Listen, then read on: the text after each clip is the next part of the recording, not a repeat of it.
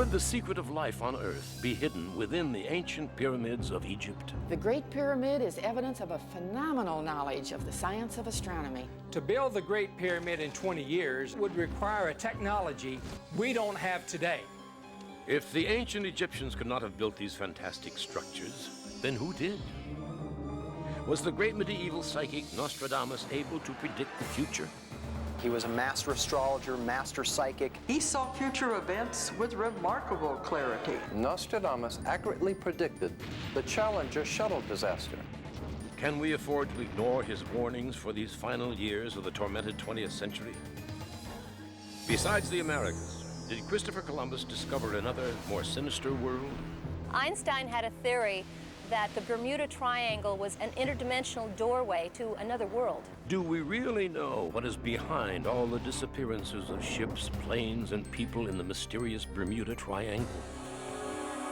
Is a connection between the supernatural and mankind scientifically provable? What could, from a dead body, create such an image?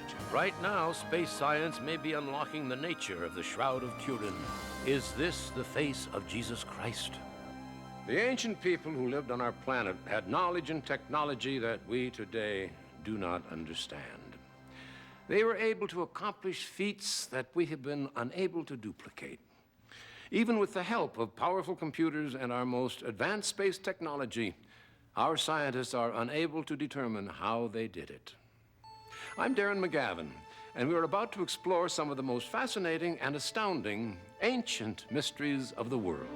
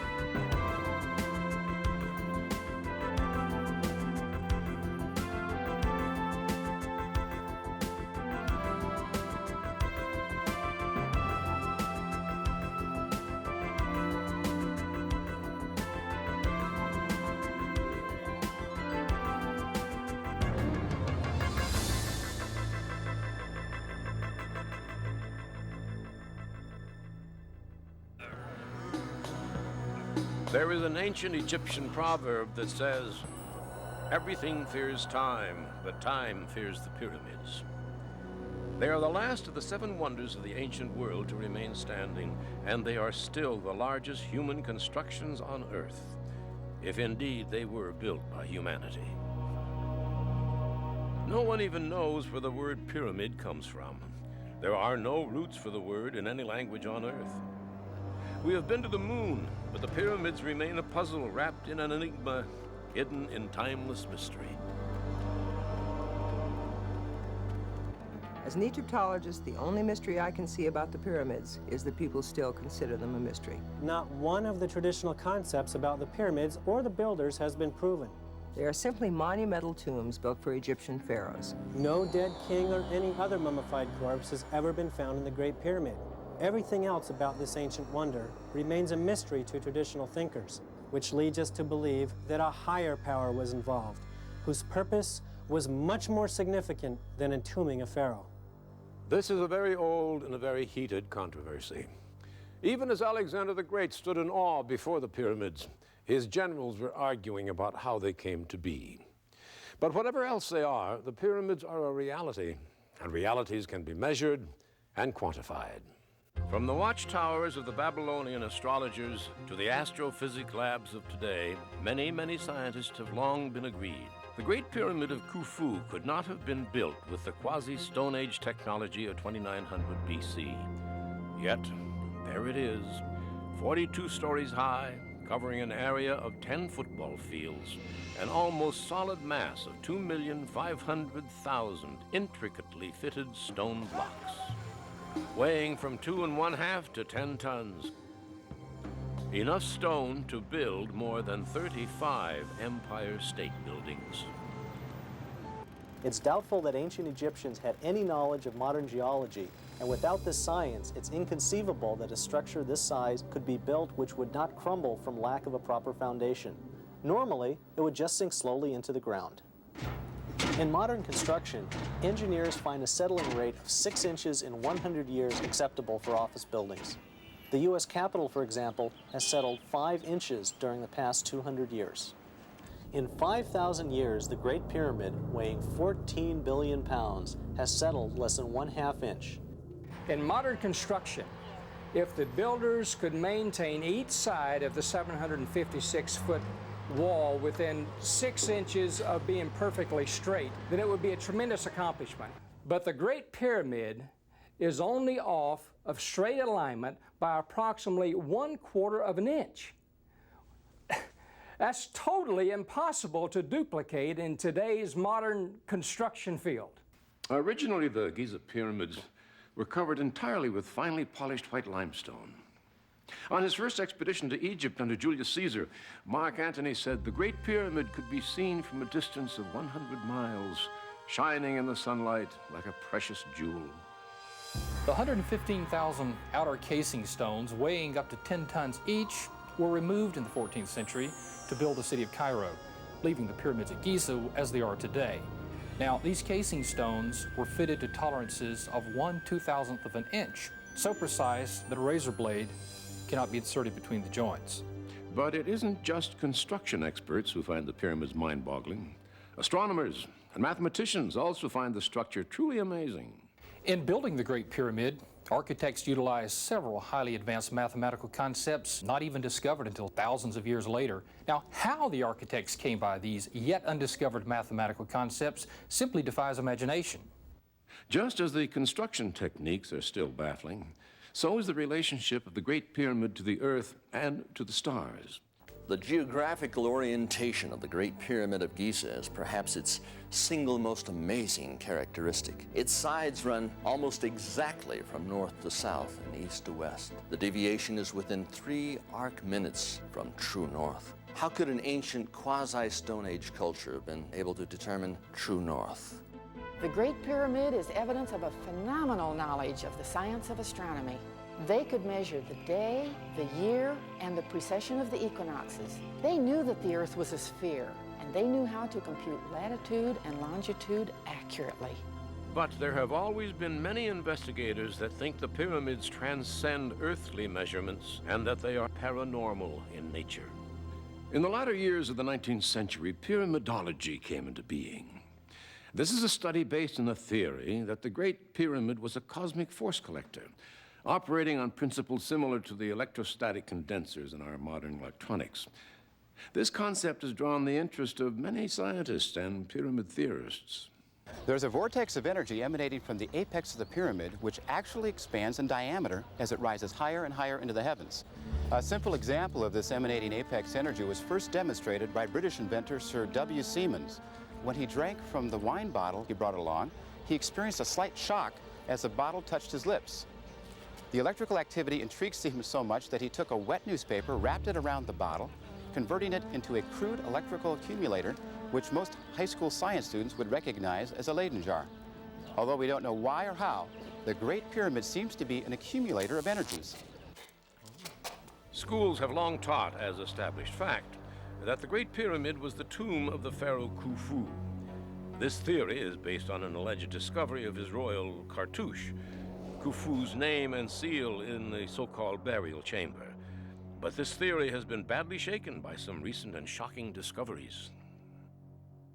There is no hard evidence anywhere that the pyramids were ever intended to be burial tombs for the pharaoh kings. Although the standard archaeological argument is that these tomb chambers were robbed of their contents. The pyramid builders left Khufu's name in graffiti on huge blocks above the ceiling of the burial chamber, graffiti that no one saw until 1837.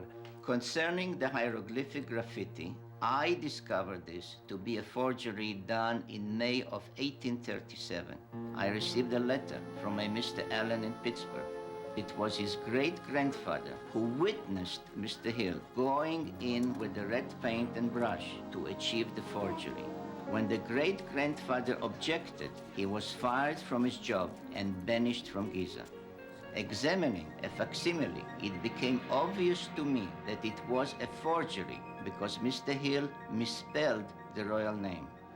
Instead of writing Khufu, he wrote Raufu, which would have been like taking the name of God in vain, something which would have never happened.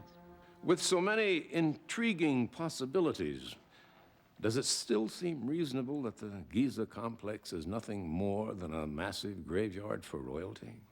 In spite of the bizarre and science-fictional theories about these pyramids at Giza, they were and are nothing more than funerary monuments built around 2600 BC. Giza is a funerary complex, nothing more, nothing less. There is a burial complex at Giza, but that hardly proves that Giza is only a burial complex. It would be much the same as considering the Cathedral of Notre Dame a burial complex because there's a graveyard beside it. The Sphinx was erected by Khafre, the builder of the second pyramid, and many Egyptologists believe the face bears a distinct resemblance to his own. Also, attributing the Sphinx to the pharaoh Khafre has become untenable. Recent archaeological and geological discoveries demonstrate that the Sphinx is at least 10,000 years old and maybe even older. Of the many misconceptions about the pyramids of Egypt, one that stands out is the mythical curse of the pharaohs. It grows out of the activities of opening the tombs, like Tutankhamun's in the Valley of the Kings, some 350 miles distant from the Great Pyramid complex at Giza. The Curse of the Pharaohs story begins in the 1920s when two Englishmen, Howard Carter and Lord Carnarvon, discovered the tomb of Pharaoh Tutankhamun. Among the spectacular riches, Carter and Carnarvon uncovered a tablet on which a dire curse had been written. Death will slay with his wings whoever disturbs the peace of Pharaoh. The warning did not make them nervous, but they were afraid their native assistants might panic and quit. They crossed out any mention of the tablet's discovery from their records and tossed it into the rubble.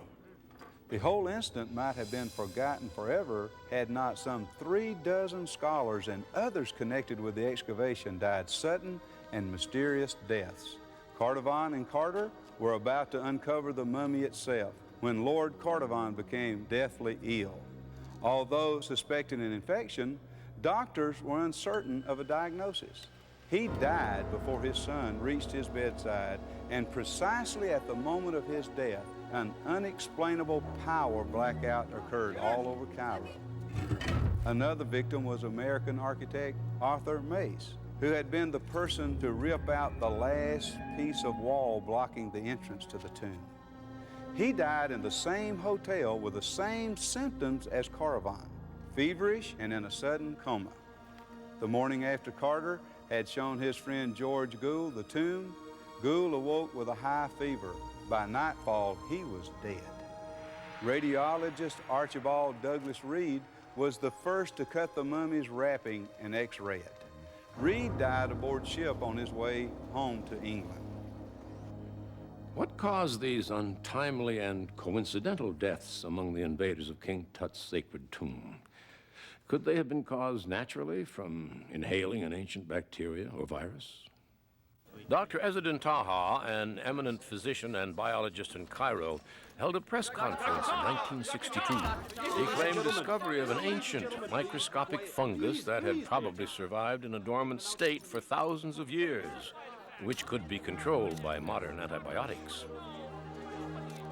Ironically, before he could prove his theory, Dr. Taha was killed in a freak automobile accident. Later autopsy revealed he had died of the same circulatory collapse as the others and may have been already dead before his car careened off the road. Could it be that there is something to the curse of the pharaohs? Or, as many pyramidologists are now theorizing, that the deadly virus that killed all these people was literally from out of this world? Could a Stone Age people have built these pyramids that cannot be duplicated today? New evidence we are not alone in this universe when we come back with a chilling discovery. The more we learn about the Giza complex, the more unsure we are of conventional theories for explaining the mysteries of the structures in this great pyramid. If conventional theories do not explain the purpose for the pyramids, What do more contemporary theories have to offer? In 1813, astronomer Richard Proctor discovered from ancient records that the Great Pyramid had indeed been used as an astronomical instrument.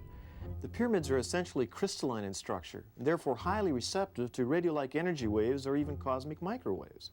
The Great Pyramid at Giza, with its 5 granite slabs above the king's chamber, are what the ancient Egyptians called spirit stone, and they could have been a massive receiver-transmitter tuned to some distant part of the universe of which we are still ignorant. Based on evidence provided by Sumerian texts, it appears that the Giza pyramids were built as beacons by extraterrestrials as part of a landing corridor ending at a spaceport in the Sinai Desert.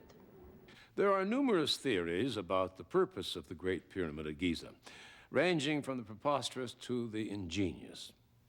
But what is distinctly missing is how in this world were they built?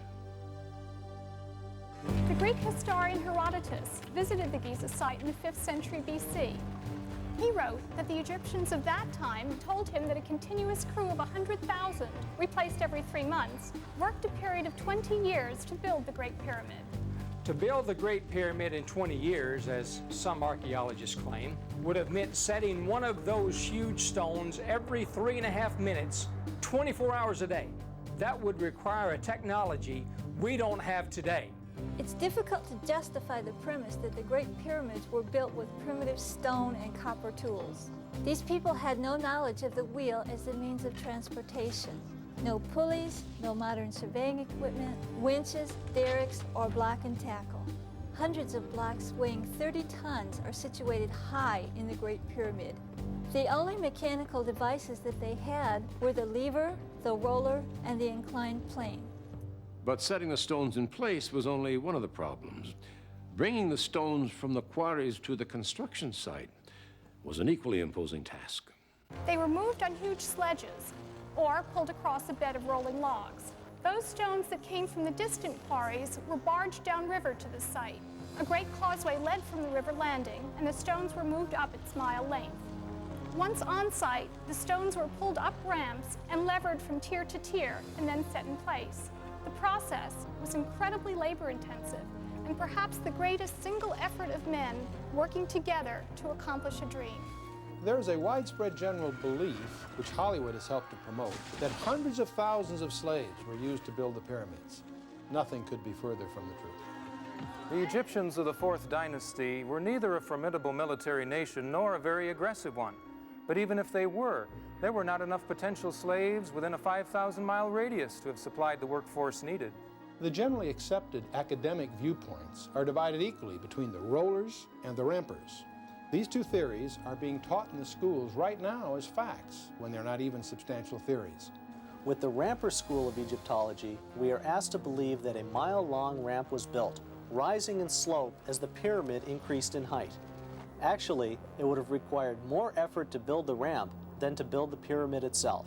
There would have been some 6 billion pounds of construction garbage to get rid of afterwards. But where is it? Does anyone know? This question is one which even the most adamant of the ramp theorists cannot answer. But what about the log roller theory? Couldn't the stones have been moved to the site this way? Moving a given stone in this manner can be demonstrated, but some rather obvious consideration should have dispelled this notion long ago. The only trees available in ancient Egypt were date palms, and as a food source, it's unlikely they would have been cut down. Importing logs would have required more shipping than Egypt has ever possessed in its entire history, just to transport the 25 million trees needed. Next, it's virtually impossible to roll a log on stone-chip roads. But even if they could be rolled, the great weight of the stones would have crushed the logs to pulp within a very short distance. There must have been another totally different method of lifting and moving these tremendously heavy stones, a device that would make the moving of these massive weights feasible. However, we know of no such device available in ancient Egypt. The Egyptians were not the architects nor the builders of the Great Pyramid. Dr. Joseph Davidovits and I advocate that the pyramid blocks are a superior form of concrete. This is a sample from the ascending passageway of the Great Pyramid. Some geologists have studied it and agree that it is man-made rock. The Great Pyramid was the greatest single undertaking in the whole history of mankind. And yet there's not one picture or drawing, not one artifact, not one inventory or tally sheet to tell of its construction. The Egyptians left us some 3,000 years of written and pictorial history, covering virtually everything that happened in their culture, from babies being born to plowing and harvesting, building, weaving, sacrificing, praying, embalming, but nothing about the pyramids of Giza. Why? If the Egyptians did not build the Giza Pyramid Complex, who did? Well, there are experts who tell us recent discoveries on the planet Mars could possibly give us those answers. Richard Hoagland, a former consultant to NASA, did not discover the now famous face on Mars, but he is the prime force behind the Mars Mission, a private organization of international scientists whose findings have captured the world's imagination. A NASA Viking scientist, Dr. Tobias Owen, actually discovered the first of the monuments of Mars in 1976, a gigantic mile-long human-looking head lying in a northern Martian desert. In 1979, two NASA contracted imaging analysts later discovered that there were two photos of the face taken at two different lighting angles by the Viking spacecraft, as well as a massive pyramidal structure close at hand, now known as the D&M Pyramid. Their findings were quickly dismissed by NASA as an optical illusion. But after years of fruitless debate, a member of our team, Dr. Mark Carlotto, decided to use a state-of-the-art 3D computer modeling technique which now strongly indicates that the face could in fact be a real three-dimensional human-looking sculpture lying on the Martian surface. A sculpture 1,500 feet high and over a mile long. I and my colleagues have found a number of additional anomalous structures at Cydonia, and we have shown, using the most modern computer imaging processing available, that these Cydonia structures show clear evidence of being highly geometric.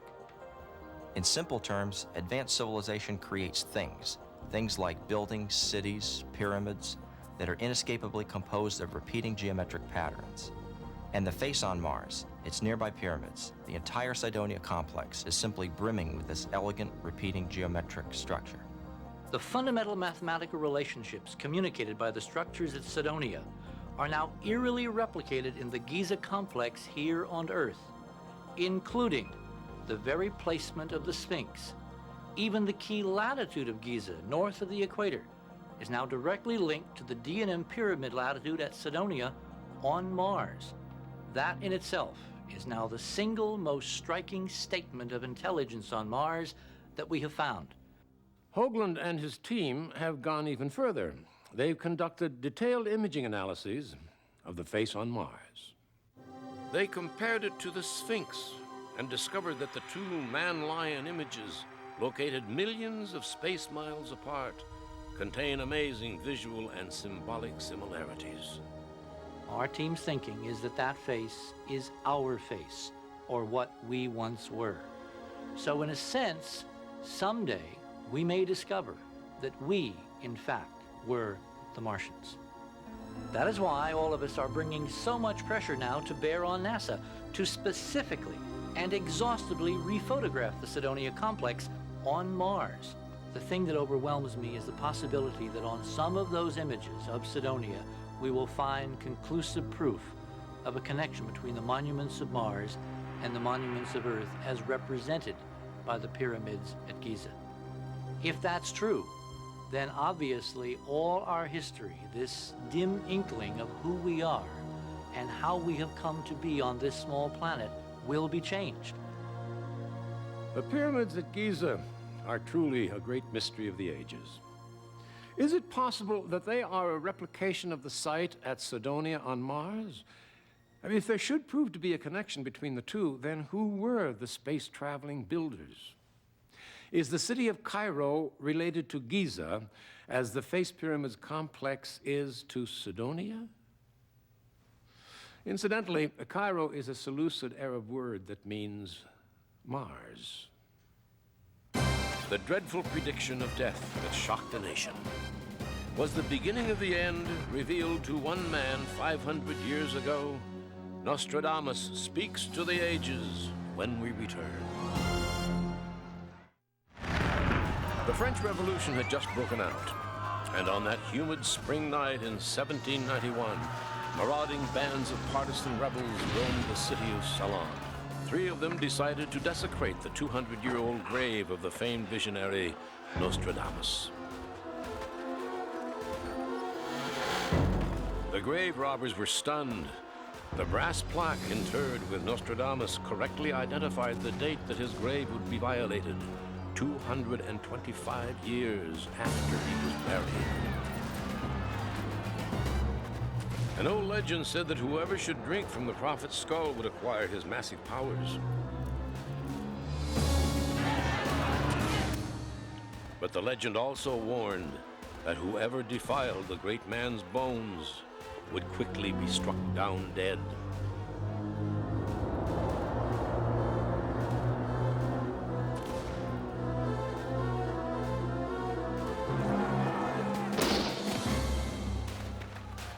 A chance shot, fired randomly from out of one of the prowling mobs, completed the prediction of the legend exactly.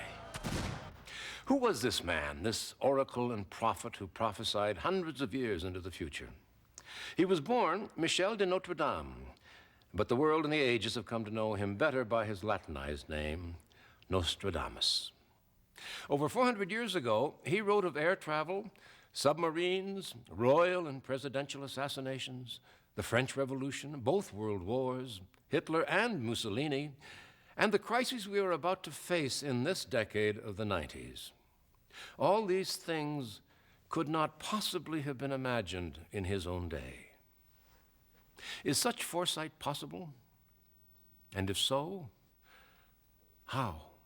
In tens of thousands of scientifically controlled tests, precognizance, the ability to see events before they happen, has never been successfully scientifically proven. Yet evidence indicates that the phenomenon of clairvoyance has existed for thousands of years. Such great thinkers as Plato, St. Augustine, Kant, Spinoza, Newton, and Einstein had no doubt about the existence of clairvoyance. 9 will be set apart from the human flock, separated from judgment and counsel, their fate to be determined on departure. The unripe fruit will be the source of great scandal, great blame, to the other, great praise. Nostradamus accurately predicted the Challenger shuttle disaster. He said it would be a fiery death and a celestial explosion raining debris into the ocean.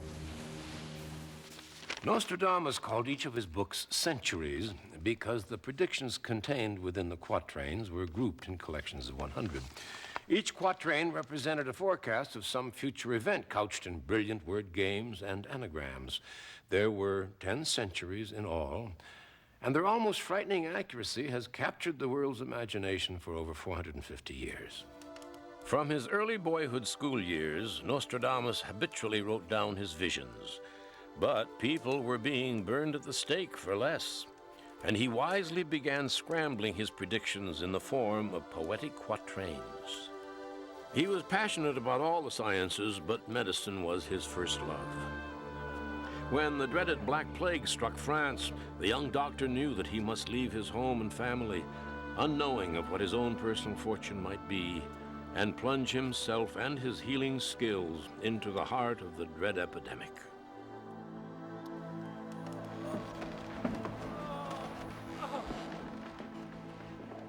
I told you, no more bleeding. But that is what is always done. You drain their strength with that foolishness. I want the sores lanced and then covered with the poultices. That is a heathen Moorish cure. I don't care where it comes from. It works.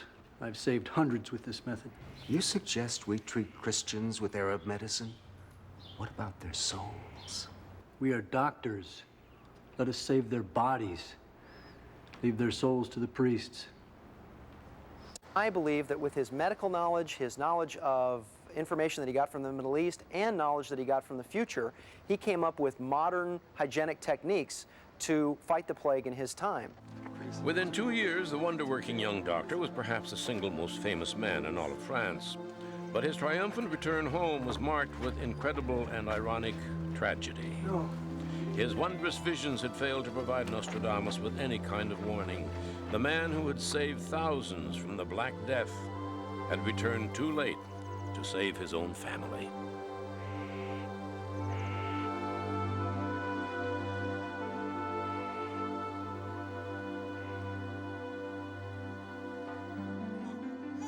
Eventually, a new wife and family put the tragedy to rest, and he returned to his work once more. The man had so many layers to his personality. He was a master astrologer, master psychic, and I also think that he astrally projected and actually physically spoke on the astral plane with people in our time.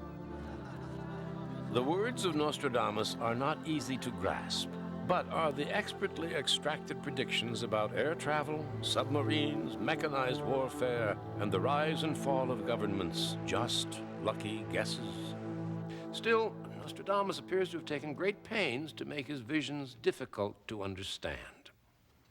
Why? Well, in a letter to his infant son, the great man himself gives us the answer. My son, if I were to reveal what would happen in the future, the leaders of kingdoms, sects, religions, and faiths would find it little in accord with what their fancy would like to hear. Michel de Nostradamus. With the publication of his first quatrains, Nostradamus became the rage of the court. The Queen, Catherine de' Medici, was one of those who believed his predictions without reservation. Forgive me, my lord, but I have seen the future, and you are in great danger.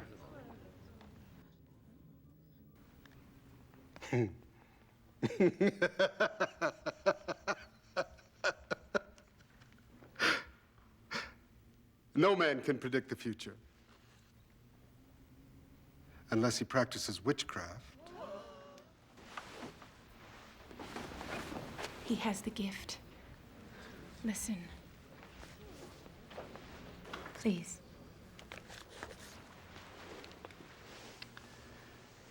The young lion will overcome the old one on the battlefield in single combat.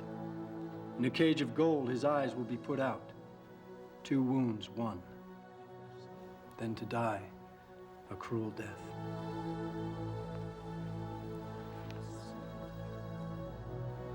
The old lion means you, does it not? I speak the truth, my lord. You must promise me to be careful. Promise me you won't ride in the tourney. Enough! For my wife, I shall do as she requests. But I will not be ruled by this nonsense. Nostradamus assured the Queen that dire predictions could be avoided with the king's word. But King Henry reneged on his promise 3 years later at the wedding celebration of his 2 sisters. As befitted special occasions, he was carrying his gilded ceremonial helmet, a cage of gold, when he insisted on a joust with the young Count de Montgomery.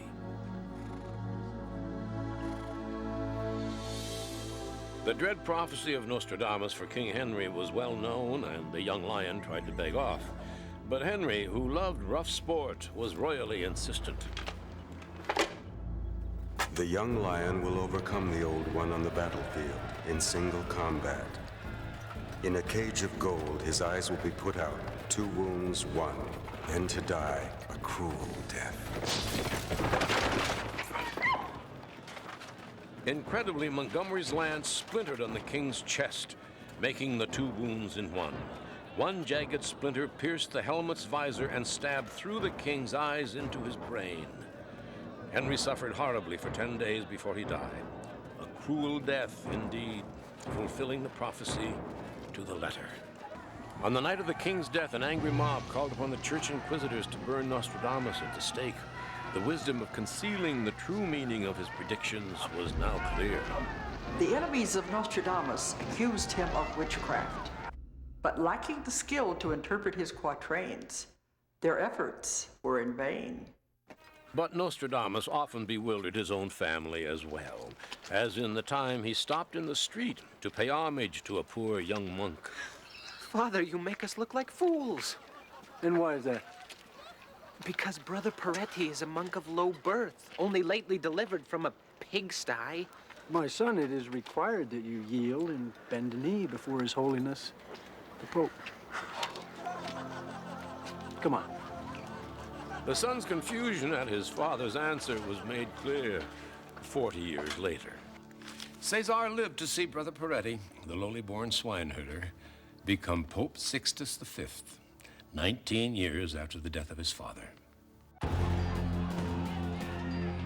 In the 1500s, the volcanic French Revolution, still some 200 years into the future, would have been beyond imagination. Yet the experts tell us Nostradamus wrote of this horrendous time with clear and uncanny accuracy. By night through the forest of Rennes, two partners by a roundabout route. The monk king dressed in gray at Varennes. The elected Capet causes tempest, fire, and bloody slicing. Now here we have a marvelous opportunity to examine the prediction line by line. Louis XVI and his wife, Marie Antoinette, two partners, escaped from the castle in Paris through a secret door. Their flight to Varennes took them through the Forest of Rains, but they lost their way, just as the quatrain predicted. They had to take a roundabout route. The king, as a disguise, wore a plain gray monk's cloak, but it gets even more astonishing. Louis XVI was a Capet, the first elected king of France, just as the last line of the quatrain states. He was both the cause and the victim of the tempest. And certainly no one can doubt the connection between the words bloody slicing and the guillotine. Louis and his queen, Marie Antoinette, were both decapitated by this grisly device. To the people of Nostradamus' time, years before the events would happen, it must have seemed like pure gibberish. I mean, who could have imagined an elected king, let alone entertain the idea of both the king and his queen being guillotined? The rise of Napoleon and Hitler, tanks, submarines, and the Great Wars predicted. Can the apocalyptic nuclear destruction of the world be avoided? The future out of the past when we come back. Many Nostradamus experts are agreed he was often touched by spells of melancholy, especially when troubled by visions of his beloved France 200 years in the future, being desolated by the cruel and bloody ambitions of Napoleon Bonaparte. An emperor will be born near Italy, one who will cost his empire dearly. They will say that with such people as rally round him, he will be found less prince than butcher. Napoleon was born not in France, but on Corsica, an island near Italy. His dreams of conquest nearly bled France to death, literally and financially. And the people around him cursed his wars of slaughter, from the Straits of Dover to the tip of the Italian boot, from the ancient sands of Egypt to the iron gates of Moscow. He was certainly regarded as more of a butcher than of a prince. Nostradamus' researchers agree that around 12 of the quatrains throughout 5 of the centuries relate specifically to Napoleon. Nostradamus' predictions are nothing more than fortune-telling based on generalities and probabilities. For instance, someone named Mary will become Queen of England. Now, these are not really fortune-tellings. It's only a statement of generality and probability that will eventually, I'm sure, come true. Fortune-telling, generalities, simple statements of probability. Yet Nostradamus seems to foretell names into modern history with apparent ease. Consider his comments about the Spanish Civil War of 1936. From Castile, Franco will bring out the assembly. The ambassadors will not agree and cause a schism. The experts point out that Nostradamus here actually named Generalissimo Francisco Franco, who rose suddenly at the head of the fascist movement in Spain. And, exactly as predicted, the world powers were thrown into a great schism. Germany and Italy backed Franco, France, England, and the US withheld recognition, and Stalin openly supported his opposition. The people of the Riviera will be in the crowd. The great man will be denied entrance to the Gulf. The second name in this remarkable quatrain is Rivera. Rivera, the Spanish dictator, was Franco's mentor before he died. Later, Rivera's own son and most of Rivera's crowd became ardent Franco supporters. While in veritable exile, Franco gained control of the army in Morocco, But the Spanish Navy remained loyal to Madrid, effectively cutting him off from his power base in southern Spain, denying him access to the Gulf of Cadiz, just as Nostradamus had said. Even the most stubborn of skeptics has been impressed with Nostradamus' use of proper names in prophecies. Most experts point out that Louis Pasteur, the great father of microbiology, was also, unarguably, named by Nostradamus nearly 400 years before he made his spectacular medical discoveries. The lost thing is discovered. Pasteur will be celebrated almost as a god. Pasteur's discoveries did border on the miraculous, and, as the quatrain says, he was celebrated almost as a god. Actually, there was a heady movement among French Catholics to have Pasteur nominated for sainthood while he was still alive. This when the moon completes her great cycle. In 1885, when Louis Pasteur was finally recognized and admitted to the French Academy, there was a total eclipse of the moon. But he will be dishonored by other rumors. This, too, is incredibly accurate. Some of Pasteur's lesser and envious colleagues rumored that his remarkable discoveries were really the works of others, rumors that saddened and dogged Pasteur for the rest of his life. We are told Nostradamus is never more sadly accurate as when his predictions are of war and its terrible machinery of destruction, nor so chillingly accurate as when he actually names such satanic warmongers as Adolf Hitler. Perhaps the single most impressive group of his modern predictions are those about Hitler and the Second World War. There are 20 quadrants that unmistakably refer to Adolf Hitler, 3 in which he is mentioned by the name Hister. From the deepest part of Western Europe, a child will be born of a poor family who will entice many with his oratory. His reputation will grow even greater in the kingdom of the East. Hitler was born in the Austrian Alps, the deepest part of Western Europe. His father had a low-level civil service job and could barely make ends meet. And Hitler absolutely enticed the many with his spellbinding oratory. And in the kingdom of the East, the USSR, Stalin considered Hitler his greatest single threat long before the rest of the world started taking the German dictator seriously.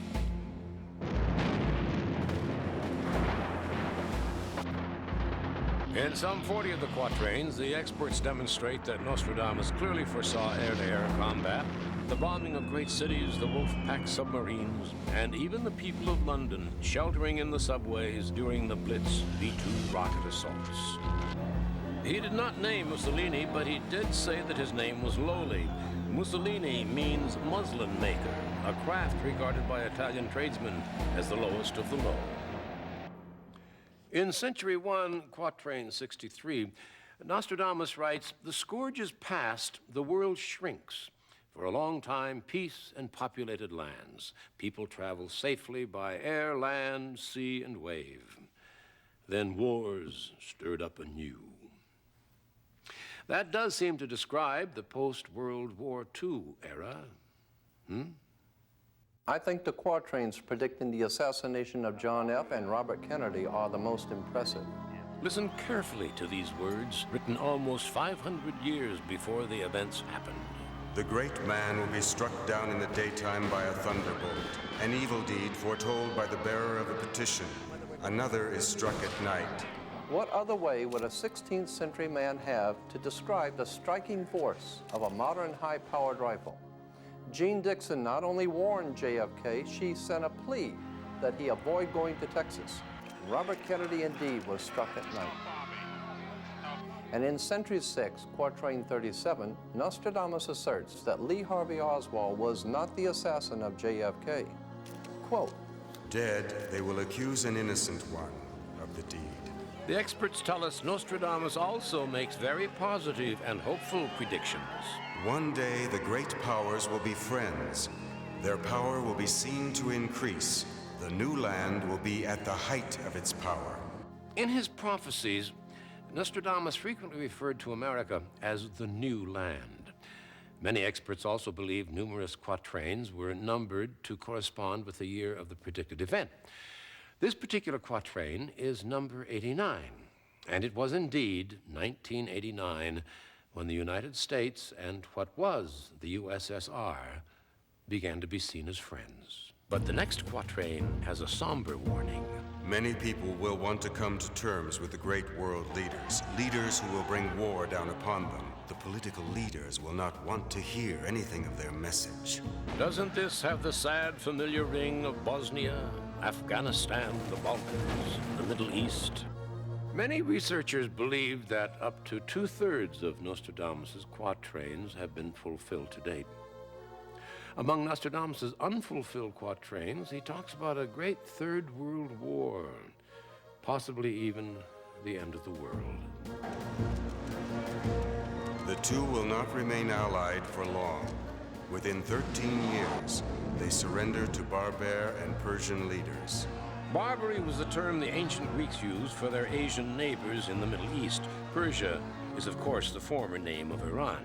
Consequently, we are told this verse predicts a falling out of the Russian and American blocs over some new Israeli-Arab confrontation, awaiting only the right spark to set off the final nuclear war. Some 200 of these prophecies that remain to be fulfilled concern the rise of the Antichrist in the Middle East, which will occur at the time of a Chinese-Mongolian invasion of the West. One of the countries that will join this invasion is Persia, modern-day Iran. When weapons and plans are enclosed in a fish in 1996, out of it then will come a man who will make war. His fleet will have traveled far across the sea to appear at the Italian shores. Not too many years ago, the idea of launching a nuclear attack from submarines would have sounded like science fiction. Today, it's an all too horrifying reality. The superpower nations now have the capability of destroying this planet entirely in a few incredibly destructive hours. Dire predictions indeed, but Nostradamus himself said the predictions were based on conditions that could be altered, as he suggested to King Henry. Armed with his predictions for our future, world leaders have the time and knowledge to avoid Nostradamus' foretold catastrophes. As the 21st century approaches, we must steer a course around potential disasters and bring humanity to a new world of peace. I think that the problem with Nostradamus, for many people, is that they don't take responsibility for their lives because basically they're saying it's all predicted. If your name's on the bullet, then you're going to die. I believe that Nostradamus was highly skilled in prophecy and future seeing, but we all possess these abilities. We just have to learn to develop them ourselves. Nostradamus is adamant about stating that we can always change our future by changing the way we think, by changing the way we behave, and especially by the way we act towards others. At first reading, there seems to be a rather large conflict of opinion between the quatrains predicting our future. Humane realm and angelic offspring causes lasting peace and unity. War subdues under its control. Peace is maintained. The experts find no problem with these opposed verses. They tell us that these totally different views of our future prove that we are not locked into some sort of dire predestiny. Rather, it is as if we're arriving at a fork in the road. The way we take is up to us. It is true that Nostradamus has predicted both a horrendous future and a future of incredible bliss. The legacy of his quatrain seems to be, if you choose the evil road, so shall your future be evil. Or, choosing the good road leads to a beautiful future for now and for generations to come. Was Nostradamus really a great and true prophet? Could he see his own future? In the year 1566, on the evening of June 30th, Nostradamus retired to his beloved study. There he included the large royal gift of money in the estate his wife and children would inherit. Aching and bone-weary, he suddenly felt a glow of peace and tranquility like he had never known before come over him. And he recognized the shadow that was approaching. On his return from the embassy, the king's gift put in place, he will do nothing more. He will be gone to God. Close relatives, friends, brothers by blood will find him completely dead near the bed and the bench. The following morning, his assistant led family and friends cautiously up the stairs. There they found Nostradamus dead, a prophet to the very last. Scores of people have disappeared without a trace, a ghostly energy force or a window into another world. The Bermuda Triangle, when we come back to explore this baffling mystery. The Bermuda Triangle is a modern name for a very old and perhaps very sinister mystery. We know for a fact that occurrences were already at work in the year 1492 in this now infamous part of the Atlantic Ocean. From old Spanish Admiralty records, we know what Columbus wrote. Undoubtedly, he and his crews encountered some weird and frightening phenomena in the skies and the sea of the strange new world they were approaching.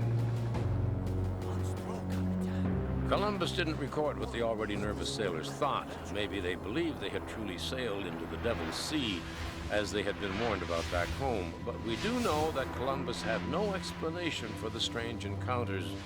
And equally, we know these same eerie phenomena are still with us today, in the pre-dawn of the 21st century. For hundreds of years, ships, planes, and men have vanished in this part of the Atlantic Ocean. Since 1945 alone, there have been dozens of vanishings, from huge naval vessels to private boats, from commercial airliners to small planes, not to mention the staggering number of people aboard these crafts. They have simply disappeared within this wedge of ocean without leaving a single trace. But are these disappearances the result of some sinister and unknowable force? Or are they simply tragic but quite understandable catastrophes?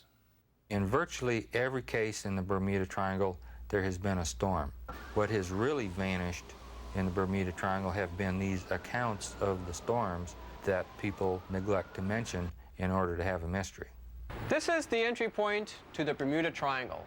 Although it has wonderful weather the vast majority of the time, this area is susceptible to sudden squall lines that are completely unpredictable. It can get very dangerous very quickly. There can be no doubt that weather plays an important part in both sea and air losses in the Bermuda Triangle. But can it be blamed for the large number of mysterious disappearances? Well, as we shall see, there are many other odd occurrences on record that have nothing at all to do with weather. Charles Berlitz, the noted author and linguist, wrote about one of the earliest incidents in his excellent book. From the log of His Majesty's ship, Narwhal, for a fortnight we have been becalmed in the midst mysterious Sargasso Sea, and the patience of men and officers alike are sorely tried. We seem to be caught in the grasp of some strange force that will not let us go. Though we have not had a whisper of a breeze for days, oddly, there is the strange sound of wind about us. The approaching ship was recognized as the Westbury Star out of Liverpool. There was no appearance of life on board. The frigate captain tried signaling and calling, but there was no answer. The log continues with this contradictory comment. Though there was not a living soul on deck, the sails were neatly trimmed, and the Westbury Star was tacking to a brisk wind as she passed by. But, upon my honor, there was not the slightest breeze to ripple our own rigging. Is it possible that the wind would permit the ghost ship to tack by with bellied sails, while 100 yards away there was not the slightest breeze? It is, of course, happenings like these that give the Bermuda Triangle its eerie reputation. The American schooner Ellen Austin was bound for Spanish and Portuguese ports in the early fall of 1881, when the ship's crew was surprised by the sudden appearance of another ship off the port beam. They called the captain, and when he joined them, they hailed the vessel and scanned the decks. Getting no answer, they put over a boarding party. They found the rigging intact and the ship seaworthy. Everything seemed normal, except there was not a living soul aboard. It's a treasure ship! I shall show a fine profit. The salvage or prize crew was left aboard while the others made their way back to the Ellen Austin. But before they could set sail, a violent squall bore down on them without warning. fury of the storm blew itself out in less than half an hour. The prize derelict, along with the salvage crew, was gone. It had completely disappeared. Both the officers and men of the Ellen Austin would later testify that it was as if it had vanished into thin air. The disappearance of huge ships, private and commercial aircraft, people and pleasure boats in recent times alone is staggering. Perhaps we might find a clue in the strange story Charles Berlitz tells us, exactly as it was related to him by Captain Don Henry. We were coming back from Puerto Rico on the good news, with a tow of 2,500 ton on 1,000 feet of 4-inch hawser. Beautiful weather. You wouldn't want for a nicer day anywhere. I was enjoying some downtime in my cabin when the electric started acting up. We checked the whole system. Generators, breakers, shunts, just fine. Nothing wrong below. But topside, there weren't anything right. There was a funny-looking fog, I guess you'd call it, kind of oozing all over the barge. I figured I'd better take another good look inside. And that's just about when that blow smacked into us.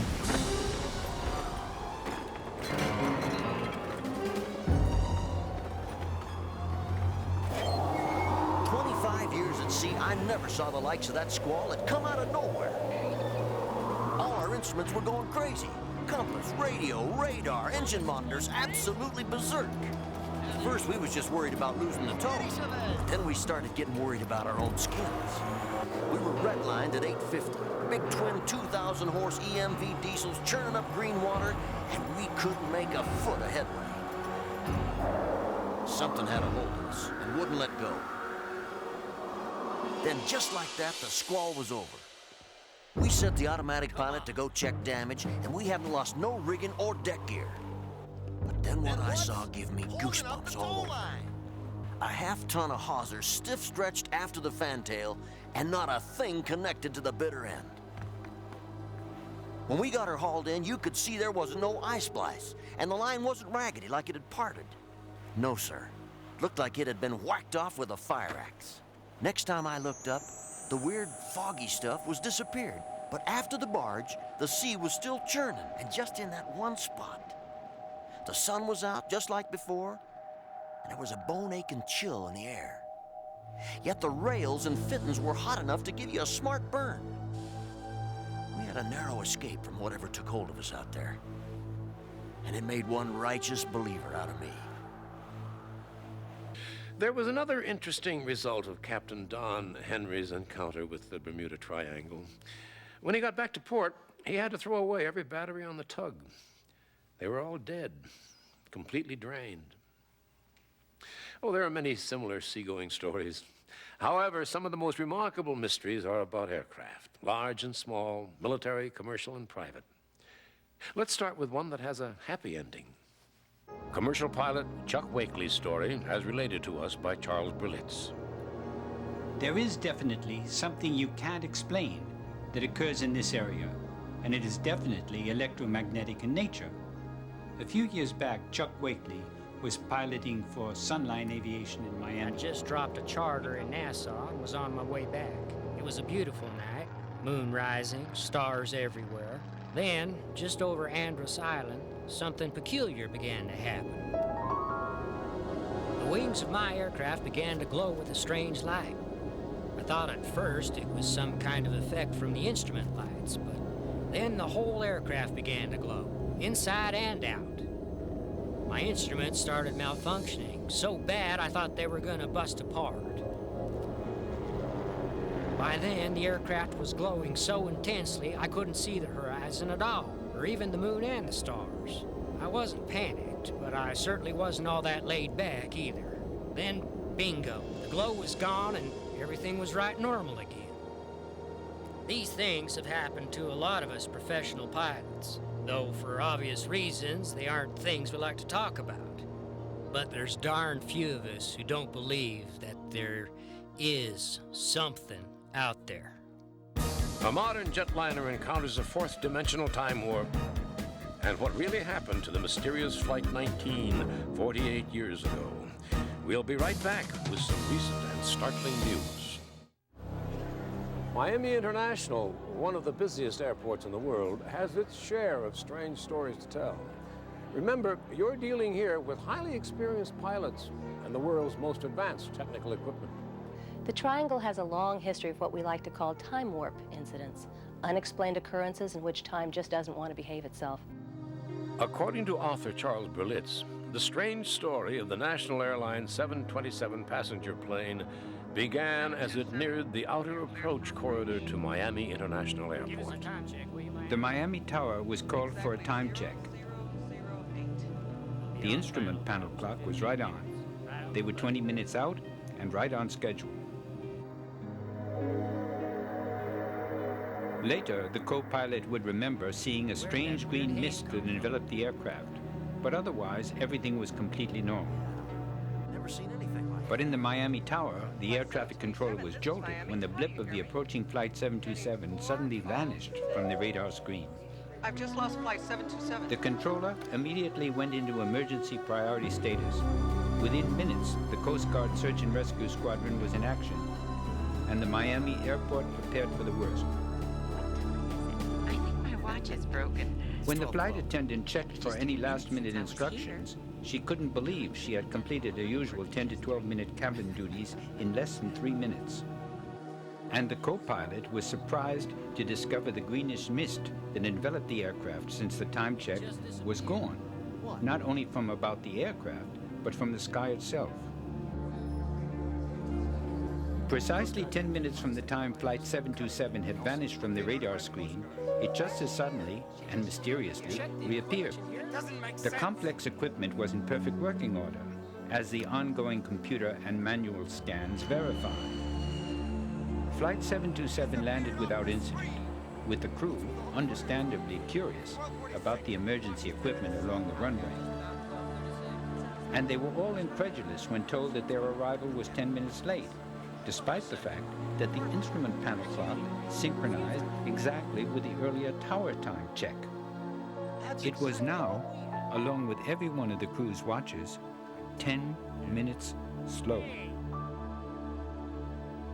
Some experts, noting that our planet operates on electromagnetism, have wondered if the Bermuda Triangle and certain other areas might create vortices where material objects can drop into or out of another space-time continuum. Personally, I'm not at all fascinated with the concept of the Bermuda Triangle. Here in Miami, it's not even a part of the culture. We have far more important things to worry about, like hurricanes, things that, frankly, are not figments of anyone's imagination. But can we believe that it is the unique weather pattern in the South Atlantic Ocean that is responsible for all the phenomena in the Bermuda Triangle? The strange goings-on in the Devil's Triangle are not exclusive to the Devil's Triangle. There's also an area off of the east coast of Japan called the Devil's Sea. If you went in the center of the Devil's Triangle and you bored a hole through the center of the Earth, you would come out in the center of the Devil's Sea. And the Devil's Sea and the Devil's Triangle are the only two places on Earth where the compass points to the true north, not the magnetic north. Einstein had a theory that the Bermuda Triangle was a corridor, an interdimensional doorway to another world. Some experts believe a corridor between dimensions might very well explain the mysterious time warp phenomena that so many flyers have encountered. Which brings us to perhaps the most famous of the unsolved mysteries of the Bermuda Triangle. It began, routinely enough, on December 5th, 1945. An advanced training flight was scheduled for takeoff at 1400 hours. 5 pilots and 10 crew members were scheduled to go up. Ironically, their course was to be a simple triangle with an expected flight time of 2 hours. The flight leader was Lieutenant Charles Taylor, an experienced combat pilot with over 2,500 hours of flying time.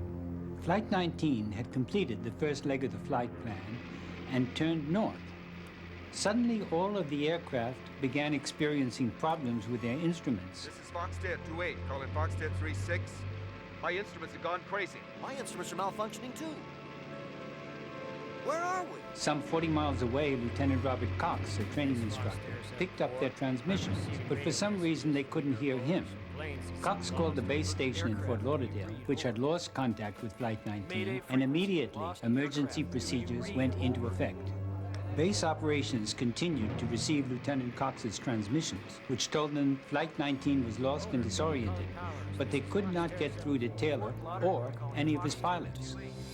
Ham radio operators up and down the coast were also tuned into the lost flight and monitored their frequency. Then, as night fell, one of them caught the last words to ever be heard from Flight 19. Don't come after us! They look like... Even as the last words were being transmitted, a huge search and rescue mission was launched. A big Martin Mariner with a crew of 13 suddenly disappeared from radar, and, like Flight 19, was never heard from again. The greatest search effort in the history of the Navy was now underway. Thousands of square miles of ocean were scoured, but it all came to nothing. In the end, Flight 19 and the Martin Mariner, 28 men in all, disappeared without a trace, as if they had passed through some window into another dimension. Incredible as it seems, 5 skilled combat pilots on a 2-hour training mission somehow got lost and were never heard from again. For over 40 years, the story has ended there, locked deep in the mystery of the Bermuda Triangle. Until now. On May 8, 1991, the research vessel Deep Sea was 10 miles off the coast of Fort Lauderdale. The instrumentation locked on a find, and the computer generated an outline of an airplane on the seabed, 750 feet below.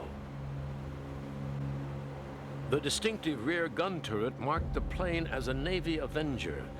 200 yards away, the sonar began picking up a second plane, and a third. All Avengers. Over the next 24 hours, the crew spotted 5 in all, lying within a 1-mile radius. The national news media concluded that one of our greatest aviation mysteries was quite possibly solved. Newsweek and People magazine reported that the wreckage on the sea bottom might be the remains of long-lost Flight 19. But the location is less than 10 miles off Fort Lauderdale, whose city lights are quite visible from the deck of a modern cruise boat and far easier from the cockpits of 5 fighter aircraft. In fact, the Deep Sea's underwater camera identified the letters FT on the fuselage from one of the sunken planes, which is the designation for the Fort Lauderdale base. The planes have not been found, according to Richard Weiner and Charles Berlitz. They only found Avengers, which were dumped after the war. Even though 139 Avengers were lost or dumped off the Florida coast during and after the war years, the news report strongly suggested the mystery of Flight 19 had been solved. But was it? Whatever they are, the anomalies of the Bermuda Triangle apparently exist and are still swallowing up lives and property, which seems to demand some new thinking on the causes and nature of these strange events. There are a lot of mysterious things that happen on this planet, things that don't necessarily fit into the little box we draw around the universe and label it Newtonian physics. One of the favorite theories among scholars and intellectuals of the 17th and 18th centuries was the concept of dual civilizations, that one life form came out of the sea to become man, and another remained in the sea to become a separate race. These waters may be the gateway between our world above and theirs below. There is a long, long history of strange phenomena in the Bermuda Triangle. Scores of paranormal incidents and unexplained disappearances in modern times alone. That these disappearances have happened and continue to happen are now beyond challenge. The question no longer is, did they happen, but why? People are fascinated with the Bermuda Triangle, have been for years because they can't explain it. I don't think we'll ever know about it until we have submersible vehicles capable of scouring the ocean bottom in its entirety, and then it may have a simple explanation, or on the other hand, it may be something beyond all comprehension, something we won't want to believe. At this very moment, there are numerous international research projects being conducted in this section of the Atlantic. Indeed, the 90s may be the time we discover the answers to the mystery of the Bermuda Triangle. The Shroud of Turin, an incredible relic or an unparalleled fraud? And the truth behind the famous 1898 photograph that stunned the world after these messages. This mystery is unquestionably the most sensitive, controversial, an emotional enigma in the world today. The Shroud of Turin. Is it the burial cloth that covered Jesus Christ when his crucified body was laid in the tomb? And if it is not, then what is it?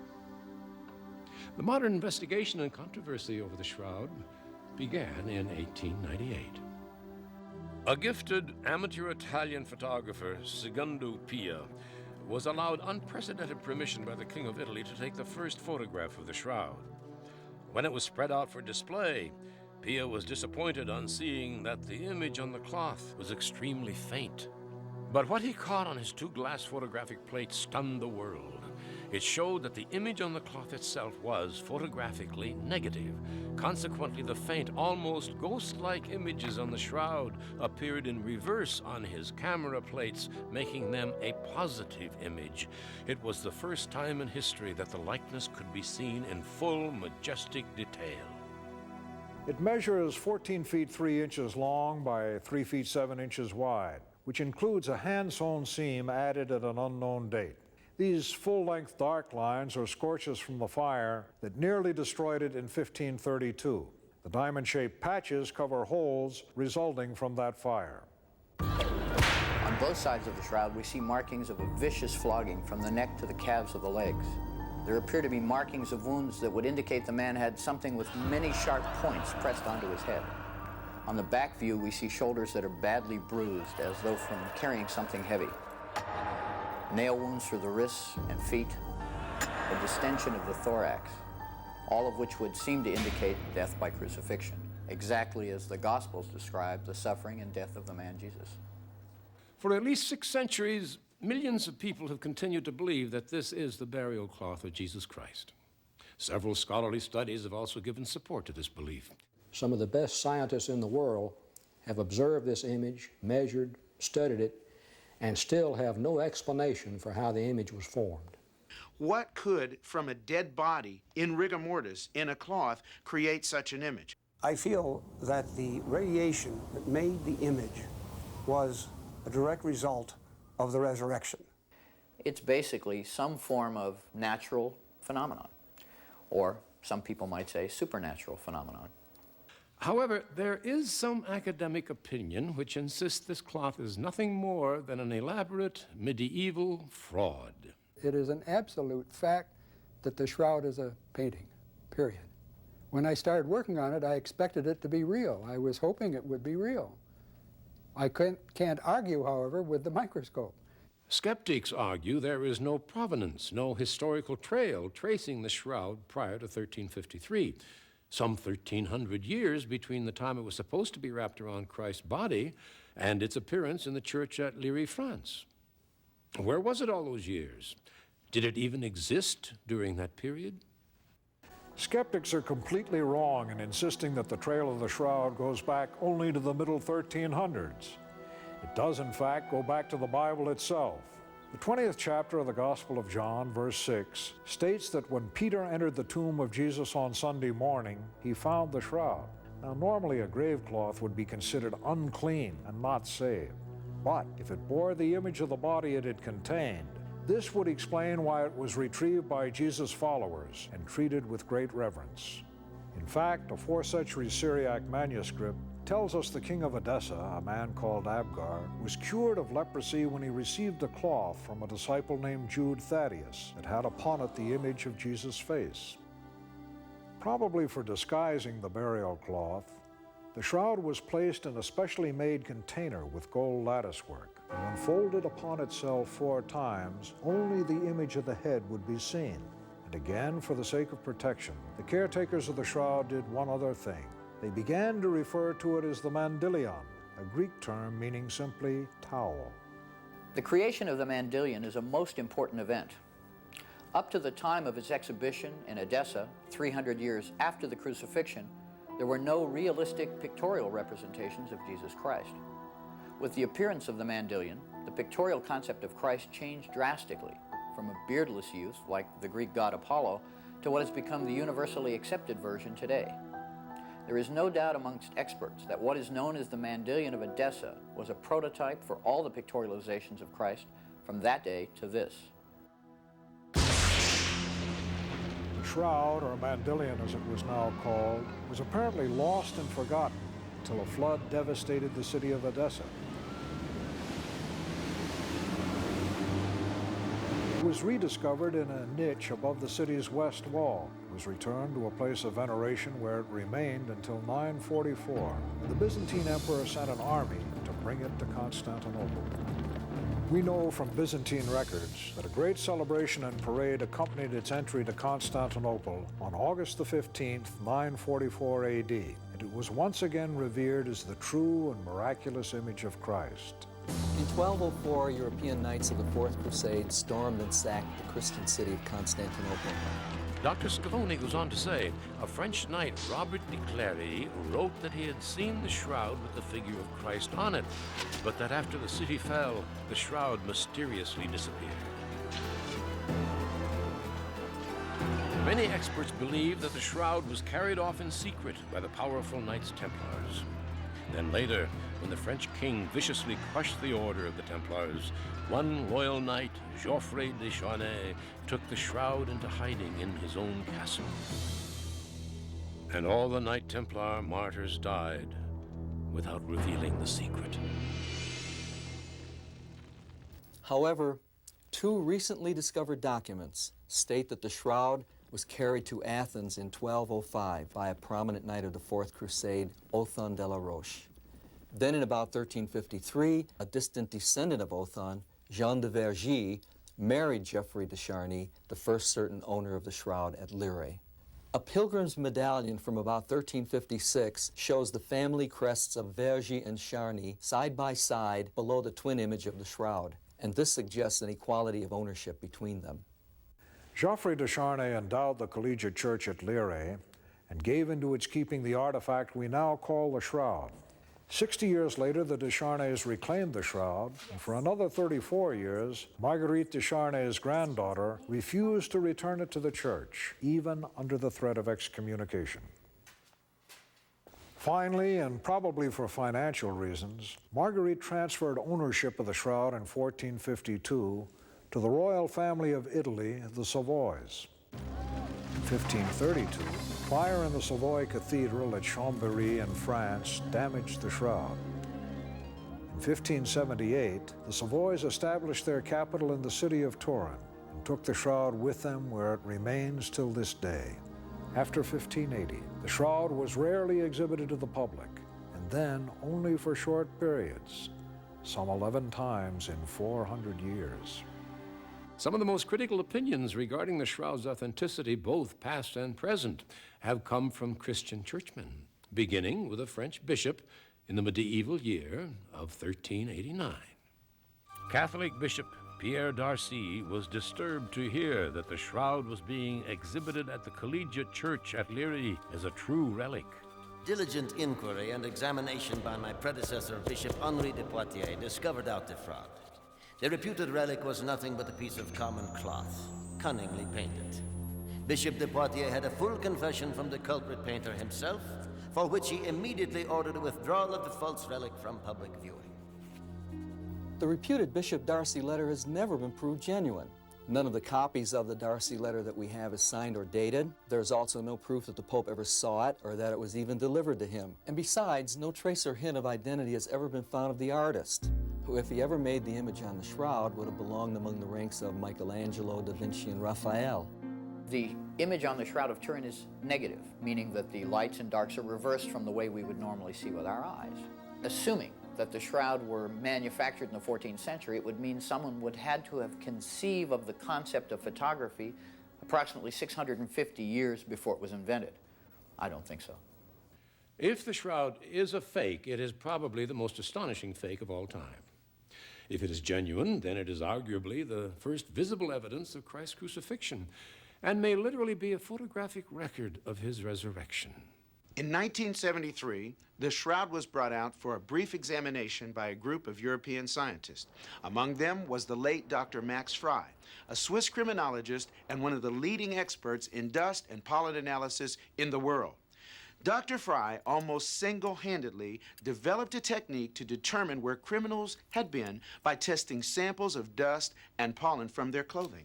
At first, Dr. Fry's objective was simple. If the shroud was forged in France in the 14th century, then only the French or Italian pollens would be found in the cloth. But his exhaustive analysis found some 58 specific pollens, only 17 of which were indigenous to Europe. The rest were from Palestine and southern Turkey, the site of Edessa and Constantinople. And this meant that the shroud had been in these places at some time in its history. It has been alleged that the type of linen, the herringbone pattern weave, was very rare in the Palestine area, but that it was a very common textile after the 12th century in Europe. This is simply not true. Neither the linen nor the weave were common in Europe. This same pattern is identical to mummy wrappings that go back as far as 2000 BC. Joseph of Arimathea was a wealthy man who received permission from Pilate to bury Christ's body. It is not unlikely that when he gave his tomb for the burial of Christ, he may have also used expensive Middle Eastern linen grave clothes that were intended for his own burial. The physical shroud itself is one matter for investigation, but even more mysterious and more puzzling is the haunting image which appears on the shroud itself. Next, the startling discoveries of a famous forensic pathologist are revealed, and what new role is 20th century technology playing in the historical drama of the Shroud of Turin. This and more when we come back. The shroud may be traceable to the time of Christ, but is it an image of Christ or a painting by a very clever artist, as first claimed by Bishop Darcy and several modern-day scholars? If it was the shroud of Christ, it would have to be made up of embalming materials and blood and other body fluids. What we found microscopically were pigments used by an artist, and a paint medium that was commonly used in the Middle Ages. This proves the shroud is a painting, a beautiful painting, but nevertheless the work of an artist. I don't believe the theory because there is so little pigment shown in the image areas on the shroud, and the image itself only consists of degraded cellulose fibrils, which have a yellowish color as viewed by the human eye. The true relic experts totally disagree. They contend that the molecular paint traces found even in the unimaged shroud areas are simply dust particulates acquired over the years. Equally, they argue the unique effect on the fibril surfaces cannot be produced by any known paint, and far more resemble a radiation burn than any kind of intentional coloration. The shroud is definitely not a fake or a fraud. Many of today's most distinguished scientists are convinced the shroud is genuine. Many people have sent me images to compare to the shroud. The VP8 analyzer can clearly distinguish a man-made picture from the real shroud image. The slope of a man-made picture is uniform, and it rises to a fixed plateau. From supermarket art to the world's masterpieces, no painting possesses true three-dimensional qualities, and the VP8 analyzer clearly proves it. The slope of the image on the shroud is varied and agrees with the shape of a real face. We found that in the shroud's image, there's encoded three-dimensional information, which an artist could not have put there. A particularly sensitive point of discussion with scientists on both sides of the issue centers around what appear to be blood stains. The question is, are the stains actually blood? And if they are, how did they get there? According to medical physicist Dr. John Heller and blood specialist Dr. Alan Adler, when paint is x-rayed, it shows up quite unequivocally. But these x-rays of the shroud do not show the blood spots, which means that the blood could not be paint. They determined not only that the markings on the shroud were indeed blood, but blood highly loaded with bilirubin, a bile pigment that would only show up if the dead man had been jaundiced or severely and traumatically beaten. On the other side of the ocean, and working independently of Heller and Adler, the noted pathologist Pierre Bamballon came to the further conclusion that the blood spots on the shroud were human and of the type AB. But even if it has been scientifically proven that the image is not a forgery and that the blood is indeed real, what proof is there that this linen cloth is the burial shroud of Jesus Christ? Could a modern forensic pathologist be able to tell anything from an examination of the shroud? Dr. Robert Buckland is a former coroner and forensic pathologist with Los Angeles County. He is well acquainted with images of violent death. This is the body of a 5-foot, 11-inch Caucasian male weighing about 170 pounds. On the head, there are blood flows resulting from numerous puncture wounds on the front, the back, and the top of the head. There's a swelling over one cheek consistent with a beating. The right wrist is covered by the left hand, but there is a puncture wound in the left wrist consistent with a crucifixion injury. The classical, artistic, and legendary portrayal of nails through the palms is incorrect because the structures in the hand are too fragile to hold up the weight of a man of this size without tearing free. There are streams of blood running down both forearms, originating in the wrist areas and controlled by gravity, so that blood flows toward the elbows with the arms elevated and outstretched. On the back, there are more than 100 lesions which appear to be scourge or whip marks. Historians have indicated that the Romans used a whip called a flagrum. This implement had 2 or 3 thongs, and at their ends were pieces of metal or bone which looked like small dumbbells. Here you can see how those end pieces from a Roman flagrum fit precisely into the scourge lesions on the body. Here on the front of the body is a large blood stain resulting from puncture of the chest by an instrument like a lance or a spear. This weapon penetrated the thoracic cavity through the pleural spaces and into the heart. Later, after the corpse was removed from the cross and turned, blood dribbled out of the chest wound and puddled along the small of the back. There's an abrasion on one knee consistent with a fall. Finally, a spike has been driven through both feet and blood leaked from those areas and has stained the cloth. The evidence of a scourged man who was crucified and who died of postural asphyxia and cardiopulmonary failure is clear-cut. The coroner's report fits every recorded detail in the Bible account regarding the beating of Christ by the Romans. It matches perfectly with everything we know from the Bible about the death of Jesus Christ. Impressive evidence indeed that the shroud could be the actual burial cloth of Christ. Even more evidence favoring the shroud's authenticity was forthcoming.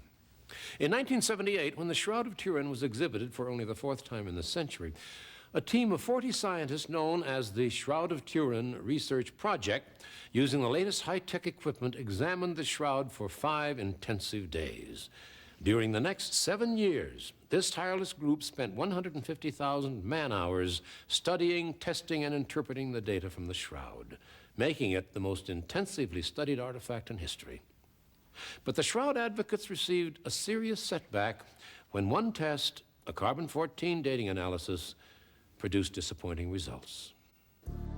An international news agency report stated that a test performed by scientists in 3 countries indicated that the shroud dated from the Middle Ages, somewhere between the years 1260 and 1390. The radiocarbon dates that we obtained clearly put the shroud in the Middle Ages. Carbon-14 is never used as a sole litmus test, and yet the mood of the day seemed to accept the dating without question, and the press leaped to unwarranted conclusions.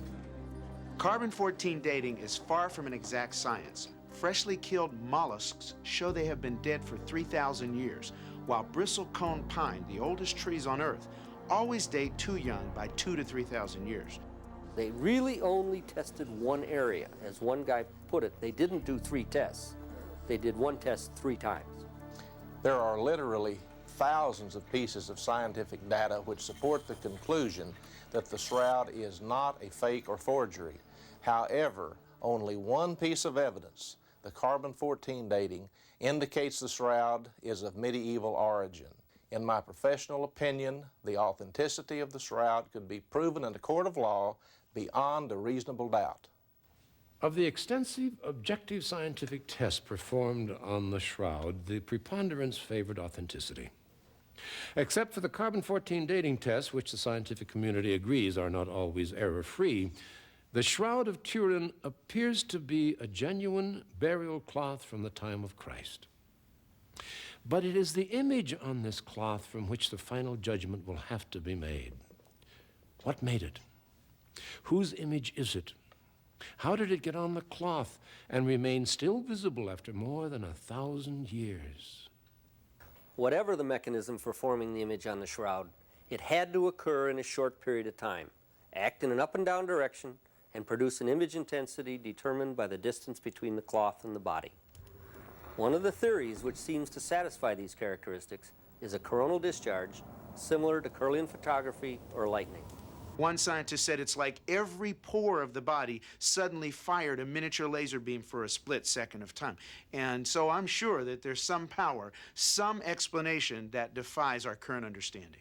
And I believe that when the body of Christ was raised to that multi-dimension that scientists call in space, that there was a little extra burst of radiation that marked the shroud. Just maybe God did leave behind a document of the resurrection. Well, remembering that I'm Jewish, so that I certainly don't have any biases for the cloth, and as a matter of fact was very skeptical at the beginning, I still believe the shroud is authentic because there's really no way to duplicate the quality of the image that we have there today. Is there any way that one can know without a doubt that the Shroud of Turin is authentic? I don't think so. I think it will always remain a mystery, and maybe that's the way it should be. If you have faith, you don't need the shroud, and if you don't have faith, it's questionable whether you'll be convinced by it. But if it makes you think about it, if it makes you consider it, then it's important. Even Einstein said that there are dimensions beyond that which we understand. The Shroud of Turin, at this time anyway, continues to be one of the great mysteries of the modern world. If authentic, it is the greatest, most wondrous relic of all time. If not, it is equally the greatest, most wondrous enigma of all time. There is no in-between. It is one or the other. And that makes the shroud newsworthy for tomorrow's headlines, as the world anxiously awaits additional scientific proof. Socrates, Plato, and Aristotle called it gnostos, which simply means knowing. What is knowing? How do we do it? And why do we do it? After all the millennia, the human race still knows very little about knowing. Today, we know more about the microchip than we do about the largest construction ever made by man, the Great Pyramid of Egypt. We can send a man to the moon, yet are baffled by feats accomplished by our ancestors thousands of years ago. For all of today's modern technology, many questions about our past continue to remain a mystery. And this old world of ours is just full of them. Like, for instance, no, we'll save that for the next time. I'm Darren McGavin. Thank you for joining us for this intriguing look at ancient mysteries of the world.